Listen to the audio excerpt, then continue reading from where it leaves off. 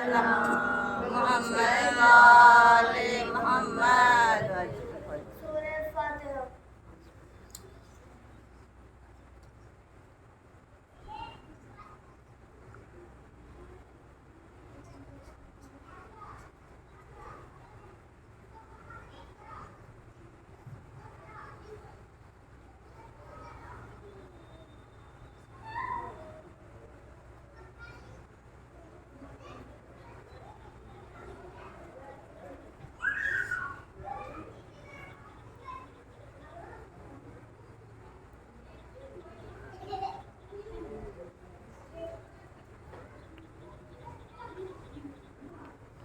اعوذ باللہ من الشیطان الرجیم.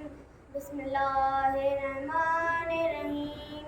الصلاۃ والسلام علی اشرف الانبیاء والمرسلین وخاتم النبیین سیدنا و نبینا و شفیع ذنوبنا مولانا بالقاسم محمد صلی اللہ علیہ وسلم. اللہم صلی علی محمد وآل محمد. اما بعد فقد قال اللہ تبارک و تعالی فی کتابہ الکریم وهو اصدق الصادقین وقوله الحق. صلاۃ. اللہم صلی علی محمد وآل محمد. رب اشرح لی صدری ویسر لی امری واحلل عقدۃ من لسانی یفقہوا قولی. صلاۃ. اللہم صلی علی محمد وآل محمد. قرآن کی آیت ہے فَأُلْقِيَ السَّحَرَةُ سُجَّدًا قَالُوا آمَنَّا بِرَبِّ هَارُونَ وَمُوسَىٰ. صلاۃ. اللہم صلی علی محمد وآل محمد. کنیزہ نے سیدہ ایک بار کا واقعہ ہے جب اللہ نے جناب موسیٰ سے کہا جاؤ یہ فرعون بڑا سرکش ہو گیا ہے، انہ طغیٰ یہ بڑا باغی ہو گیا ہے، سرکش ہو گیا ہے، اور جاؤ اسے ہمارا پیغام پہنچاؤ اور اس کو یہ بتاؤ وہ اللہ نہیں ہے، وہ معبود نہیں ہے، وہ لائق پرستش نہیں ہے، ہم لائق پرستش ہیں. جناب موسیٰ جانے لگے تو اللہ نے کہا اے موسیٰ تنہا نہ جانا، ہم سے مدد لے کر جانا، ہم سے مدد مانگ کر جانا. اللہ مدد دینا چاہتا ہے کس کو؟ اپنے مشن پر جانے والے مخصوص نبی کو. جب نبی کہہ رہا ہے کہ ہم سے مدد مانگ کر جاؤ تو جیسے ہی نبی نے چاہا اللہ سے مدد مانگے، اللہ نے کہا نہیں اے موسیٰ اپنی طرف سے کوئی لفظ نہ کہنا، ہم بتائیں گے ہم سے کیسے مدد مانگی جائے. صلاۃ. اللہم صلی علی محمد وآل حیدری یا علی حیدری یا علی.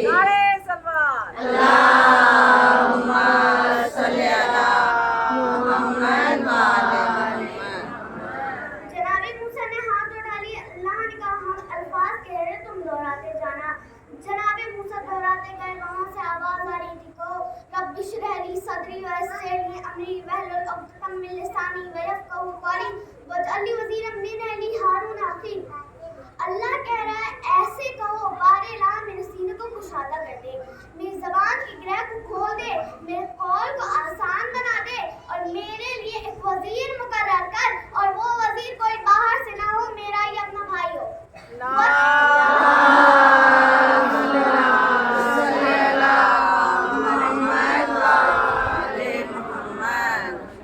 واجعل لی وزیرا من اہلی میرے لیے ایک وزیر قرار دے، من اہلی جو میرے اہل سے ہو.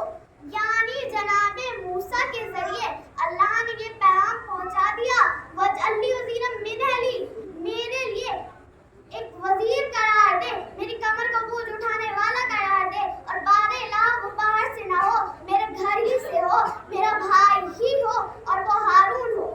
ایسا نہ ہو اگر بھائی کہہ دیتے تو نہ جانے کتنے بھائی تیار ہو کے کہتے ہم ہیں بھائی، ہم ہیں بھائی، ہم ہیں بھائی. اللہم صلی علی محمد وآل محمد. تکبیر اللہ اکبر. نعرہ رسالت یا رسول اللہ. نعرہ حیدری یا علی یا علی. بآواز بلند نعرہ صلوات.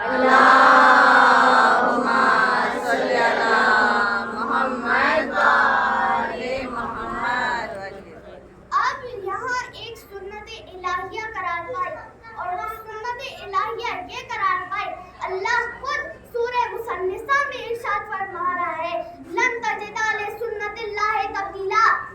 तुम अल्लाह की सुन्नत में, अल्लाह की फितरत में कोई तब्दीली नहीं पाओगे। तो अल्लाह की सुन्नत जनाब मूसा के दौर में करार पा गई कि जब भी कोई नबी का वसी होगा, कोई जानशी होगा, कोई खलीफा होगा, तो वह अहले बैत में से ही होगा और भाई ही होगा। और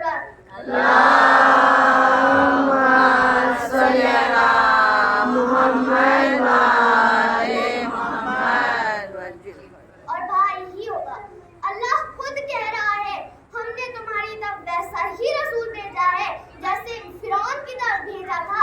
उम्मत मुसलमान से अल्लाह कह रहा है, हमने तुम्हारी तरफ वैसा ही रसूल भेजा है जैसे फिरौन की तरफ मूसा को भेजा था। अब जो हालात मूसा के साथ हुए हैं वही मुस्तफा के साथ भी होंगे।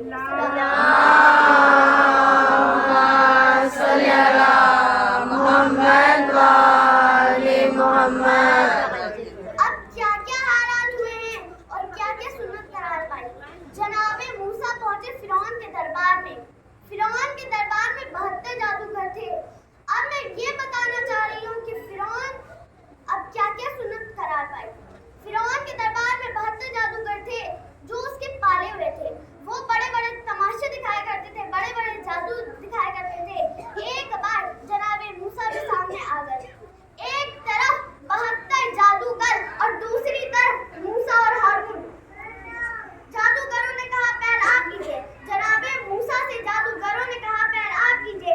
जनाबे मूसा ने जवाब दिया, पहल कुफ्र करता है ताकि बर्बाद रहे और जवाब ईमान देता है ताकि याद रहे।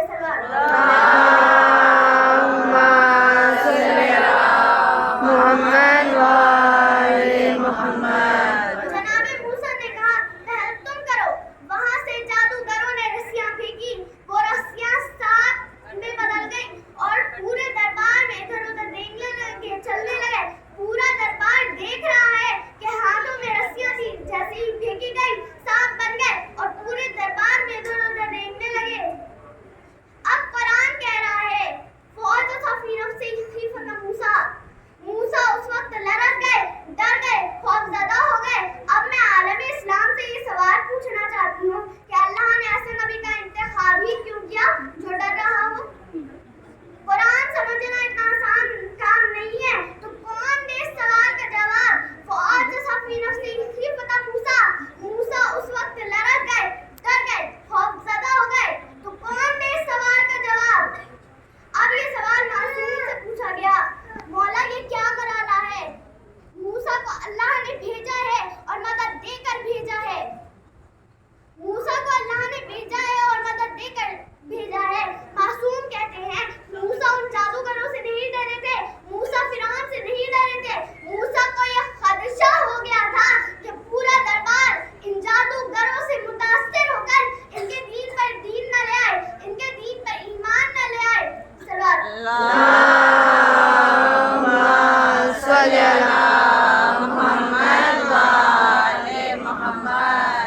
अब जैसे ही जनाबे मूसा ने सोचा कि पूरा दरबार इन जादूगरों से मुतासिर होकर इनके दीन पर ईमान ले आए, फौरन अल्लाह ने कहा, मूसा तुम डरो नहीं, तुम ही गालिब रहोगे। मूसा तुम डरो नहीं, तुम ही गालिब रहोगे। कुरान की आयत है, मूसा तुम्हारे हाथ में जो है उसको फेंको। जनाबे मूसा के हाथ में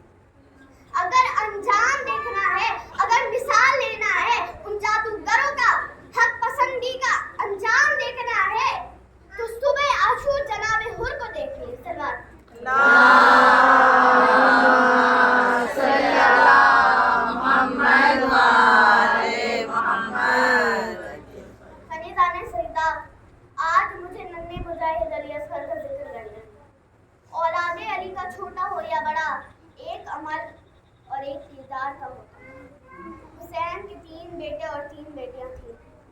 بیٹوں کا نام بابا علی پر رکھا۔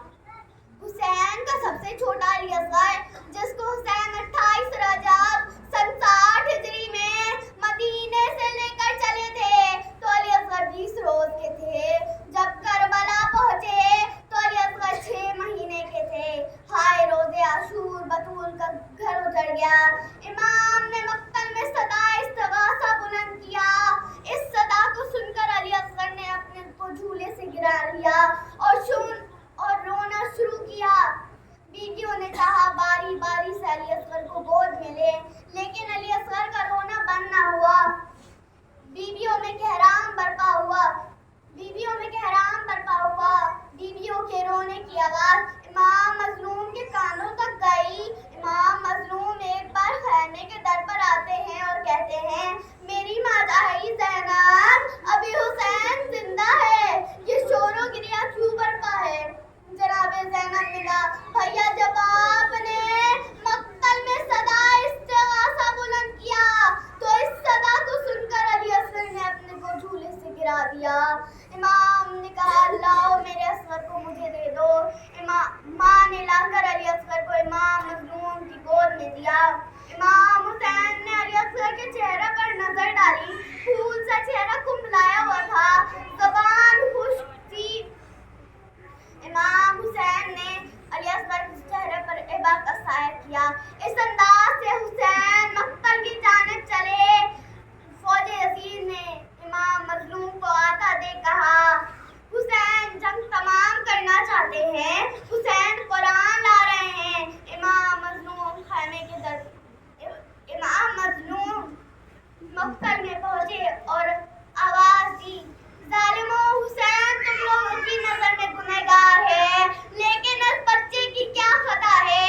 ایک قطرہ آب دے دو۔ امام مظلوم نے کہا، بیٹا حجت تمام کرو، ان ظالموں کو اپنی سوکھی زبان دکھا دو۔ علی اصغر نے امام مظلوم کی گود میں گردن کو گھمایا، آہستہ سے سوکھی ہونٹوں پر لب کو چلانا شروع کیا۔ علی اصغر کا یہ عالم دیکھ کر فوج یزید میں ہلچل مچ گئی، رونے کی آواز بلند ہوئی۔ یزید نے ہرملہ کو پڑھ کر کہا، ہرملہ کیا دیکھتا ہے، حسین کا کلام کو قطع کر دے۔ ہرملہ نے وہ ظلم کیا کہ عرش تھلا گیا، زمین لرز گئی، بیویوں کے رونے کی آواز بلند ہوئی۔ ہرملہ نے 3 بال کا تیر گلوئے علی اصغر پر ایسا مارا کہ بچہ باپ کی گود میں شہید ہو گیا۔ وہ تیر علی اصغر کا گلا چھیدتا ہوا، امام کا بازو توڑتا ہوا زمین میں در آیا۔ امام مظلوم لہوئے علی اصغر اپنے چلو میں لیتے ہیں، چاہا کہ آسمان کی طرف پھینکے۔ آسمان سے آواز آئی، اگر یہ خون ناحق مجھ پر گرا تو کثرت غم سے ایک قطرہ پانی نہ برسے گا۔ امام نے دوبارہ چاہا کہ لہوئے علی اصغر زمین کے حوالے کریں۔ زمین سے آواز آئی، اگر یہ خون ناحق مجھ پر گرا تو کثرت غم سے ایک دانہ نہ پائے گا۔ امام نے مجبور ہو کر لہوئے علی اصغر اپنے چہرے پر مل لیا اور کہا، انکار آسماں کو ہے، راضی زمین نہیں، اصغر تمہارے خون کا ٹھکانہ کہیں نہیں۔ روایت بتاتی ہے، امام مظلوم کئی بار خیمے کے در پر گئے اور واپس ہوئے۔ ایک بار امام مظلوم خیمے کے در پر گئے اور کہا، رباب آؤ، اپنے بچے کو لے جاؤ۔ بیوی سکینہ دوڑ کر آئی، کہا، بابا میرا بھیا علی اصغر آ گیا، میرے بھیا کو پانی پلا رہا ہے۔ امام مظلوم نے ابا کا سایہ ہٹایا، باپ کی گود میں بچے کا لاشا نظر آیا۔ بی بی رباب نے کہا، بیٹا مجھے معاف کرنا، مجھے نہیں پتا تھا کہ